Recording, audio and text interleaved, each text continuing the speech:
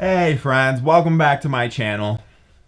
You know, it's not like I just put on a sweatshirt in order to cover up this shirt a little bit to make it look a little bit different in the thumbnail. It's not like I did that at all, but welcome back. And today, as I teased last week, this is the video that inspired last week's video, even though I did it afterwards, but I came up with the idea beforehand. But then I just got inspired to do the other one, so I had to do that one first. Last week we dealt with directors that, you know, had some great first films and then have kind of left the genre. These ones are actually directors that have stuck around. Not only that, but they've created some of the best horror films ever made. And these are my favorite directors of all time. I'll say right now, this list was fucking hard to come up with. Really hard. Really hard. Because the one thing that I have noticed while trying to come up with this list is horror directors. Usually, it's only like one or two films that are great. Looking down the list, that's how it's been. I went through Tobe Hooper and I was like, I only like the first two Texas Chainsaw Massacres, and for very different reasons. And there's just a lot of stuff like that. Like, I really like Fred Dekker, but he's only done Monster Squad and Night of the Creeps. Really like Tom Holland. He's only done Fright Night and Child's Play. So it's very difficult in order to come up with this, because it's like, can you really do it just based on two films? I tried. It just didn't work out. So I only have four that I am very confident in the majority of their discography. Even the one that I'm not, that'll be one of the first we talk about. But I gotta go over honorable mention. I say mention because it's only the one, just the one, and this guy will likely be on this list in several years because he's done fantastic film like Get Out. Little film, may have heard of it, won an Oscar. Then Us, which actually just came out this weekend, since I never see anything in the theater right away. Still haven't seen Captain Marvel. Fucking love Marvel movies and still haven't seen it. Ugh. So I have not seen Us. I know that everyone has been talking it up like crazy, saying it's fantastic, that it's even better than Get Out. And he also has Twilight Zone series coming out. He's already made it very clear he's not leaving the horror genre. He's very firmly in the horror genre. So I have a feeling that when we talk about this in a couple of years, he's going to be very firmly on this list. But let's go to the people that are actually on this list. First up, this was one that was actually, he was gonna go into my honorable mentions for the longest time, but thinking about it more, I couldn't do it. And the series that actually really turned me around and was like, no, I have to for that series, was Scream. So that already tells you enough.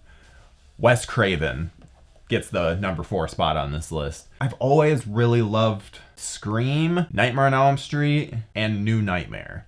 Those are just the pinnacle for me of just fantastic filmmaking and movies that really affected me when I was a kid. Nightmare on Elm Street was so huge for me in my formative years. So huge. I had nightmares about Freddy for, God, most of my adolescent life. I've seen that entire series so many times, and all the best parts come from what Craven came up with. There's other stuff that comes along that I still like the series, but all the Craven stuff that makes it amazing. The series really lost itself, and then he came back with New Nightmare and just blew everyone's minds. And so I really love that.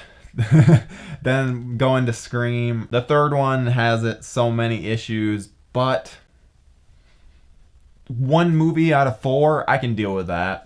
I know some people aren't like massive fans of 4, which I'll tell you right now, if 4 ended before the hospital scene, it would probably be my favorite in the series, even above the first one, because that would be so fucking ballsy. So fucking ballsy. I say that now, but it's like, I understand that it very likely would have, I guess I would have preferred,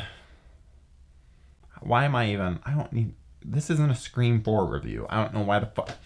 I love Wes Craven. Wes Craven's great. There's films of his that I'm not into, like, what is it, People Under the Stairs, like Last House on the Left. It has never been a film that's connected with me. I like the original Hills Have Eyes, but I also like the remake more. So there's films of his I still find to be very good, but his upper echelon is what gets him on this list. Like I said earlier, I didn't really realize just how many horror directors. It's like, oh, they just did the one or two. Huh, that's weird. So once I figured that out, it was like, oh, well, Craven has at least 4 films or 5 that I absolutely love. So that's why he has a place on this list. Next up, this is actually going to keep with an odd theme. You guys are probably going to be a little surprised at how recent, I guess, some of these filmmakers are, because of the fact that there's been more quality out of them. Especially this next director, there hasn't been a single film of his that I disliked. That is, of course, James Wan. I feel like this is appropriate talking about James Wan since, last month we had the whole Conjuring franchise chat, which he's the DNA through that franchise. And so I really, really love James Wan. Oh, and by the way, a big reason why wasn't on my list from last week, which is like directors that need to get back to the horror genre, is he's still very much involved. He's not directing these films, but he's producing, and he's hand selecting these he's hand selected the Conjuring 3 director. I know he was very involved in Annabelle Comes Home. They now have a title for it, which sucks that it came out like in the midst of my Conjuring videos, because then I'm pretty sure I just mentioned, I'm like, oh, whatever they call Annabelle 3, where it's like, wait, they already announced it, but I filmed those videos in February, so it's like, god damn it. But I don't consider him a part of it, or a part of that group, because I still think he's in the horror genre. I definitely think he's going to be one of those directors that, does a big budget studio film and then takes it down directs a little Blumhouse film. Blumhouse. Fuck. He's still on this list. I love Saw. Absolutely love Saw. I think Dead Silence is so underrated, so absurdly underrated. Mary Shaw is fucking terrifying, and that is legitimately one of the only horror films that I'm not gonna watch if I'm by myself. This is all before the Conjuring series, which of course he only directed the first 2. He The Conjuring 1 and 2. Even that is just fucking incredible.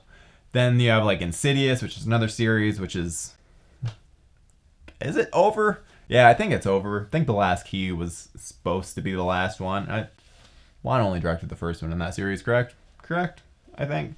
Either way, he's just done, every one of his films has been just extremely influential on me, just in that I love his style. The cinematography in his films has always stood out to me. I really like it. Editing is a little fast paced, but he kind of gets out of that as things go on, especially once The Conjuring hits. That's a whole different style of film, which is I believe that's why he made both Insidious and The Conjuring, is just to show what he can do, because obviously the Saw films really pigeonholed him, even though he only did the first one. I feel like the reputation of those films kind of followed him along, and it really didn't help that he did Death Sentence in that time too. Saw, Death Sentence, and Dead Silence are all very fast paced in terms of the editing, so I think that Insidious and Conjuring were a way to show that he can do something different, which he did, and were absolutely incredible. And I do really, really wish that he would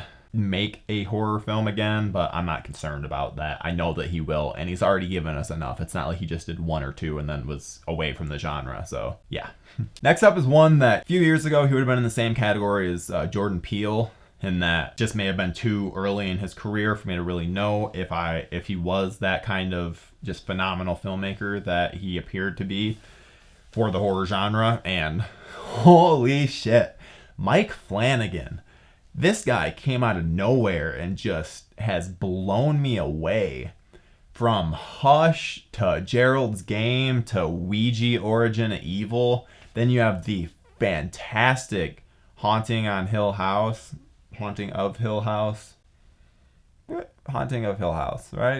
right? I'm only a couple episodes in because I can't fucking watch TV shows anymore to save my fucking life. Absolutely love it. He has such a great style, and if you know anything about me, you know I love the long continuous one takes.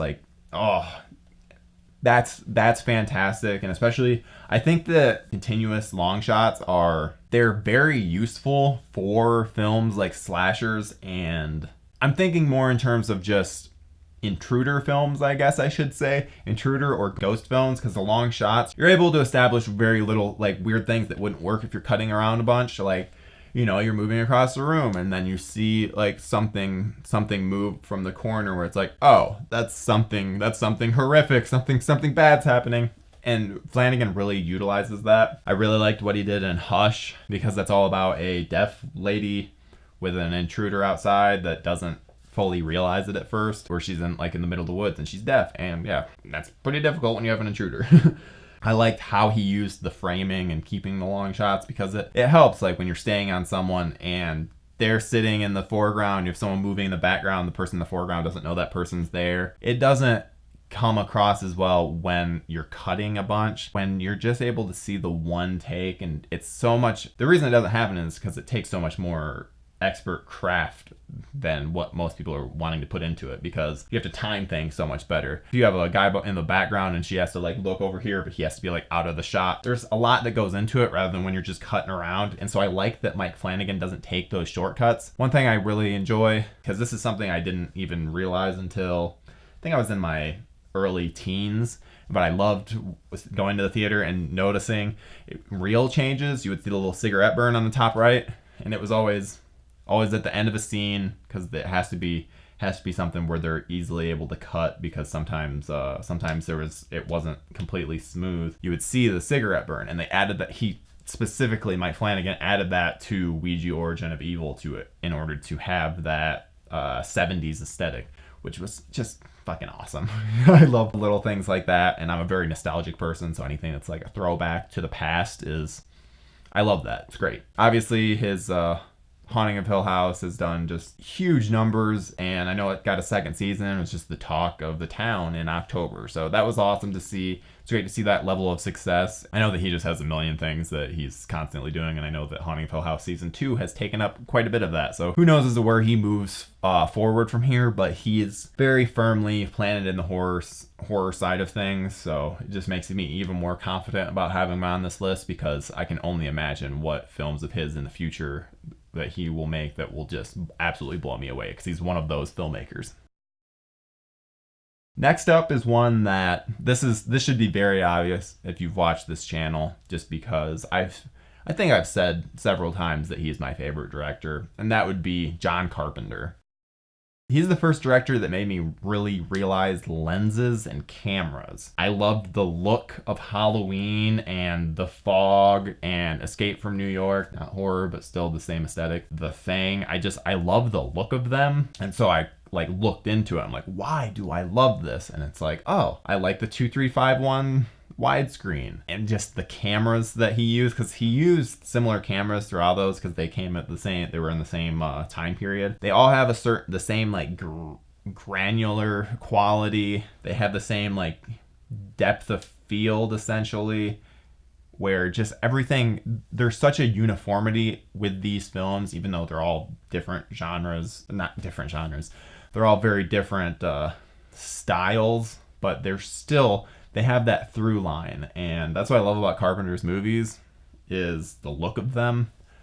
You know, the acting isn't always the absolute top of the line. However, the story, the atmosphere, and the look of the film really just always are fucking incredible. Halloween is one of my favorite horror films of all time. Carpenter is so much of the reason for that. Actually, it's funny because some of the stuff, the only stuff that I really don't like about Halloween are some, the dialogue can be just a little bit odd, which that's Deborah Hill. That's not Carpenter. So I don't care as much about dissing it. Yeah, he's just always had an aesthetic that I really have enjoyed. The main thing in deciding that he was my favorite director is that there's several of his movies that are in my top 20. So you really can't get much better than that when you have someone that made Halloween and The Thing and The Fog. That right there is enough. You can call it a career after that, which he